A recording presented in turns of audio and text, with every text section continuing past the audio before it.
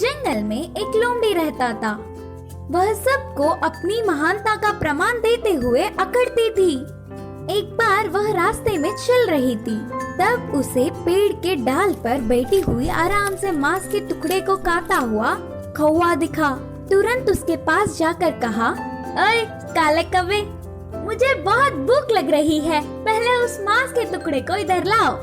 उन बातों से कौवे को बहुत गुस्सा आया और कहा, मैंने बहुत ही मेहनत से कमाया, मैं नहीं दूंगा, जाओ। मैं इस जंगल का मंत्री हूँ, भूल गए क्या?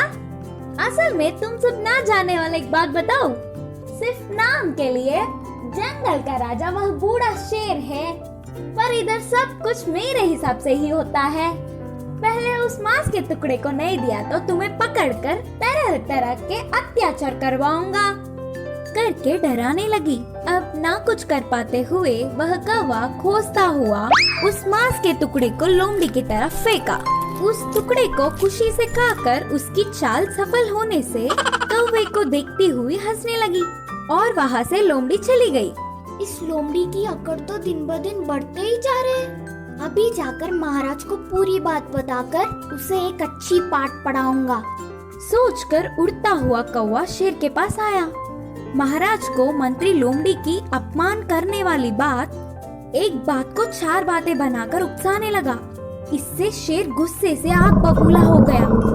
फिर उसके पास आई हुई लोमड़ी पर शेर ने एक पंजा मारकर उसे मंत्री के पद से हटा दिया। इतना होने पर भी लोमड़ी ने अपने तेवर नहीं बदले। कुछ समय बाद वह लोमड़ी जंगल से चलती हुई पास के एक गांव गई। उधर पहुंचते ही एक बंदर सामने पड़ा।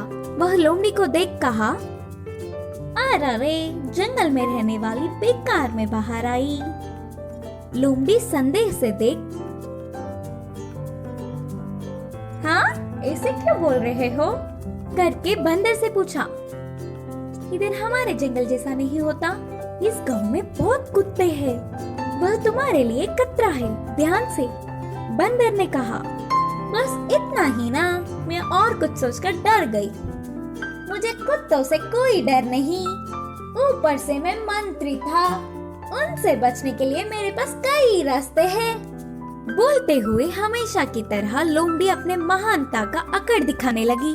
अच्छा, तुम्हें कुत्तों से बचने के लिए कई रास्ते पता है?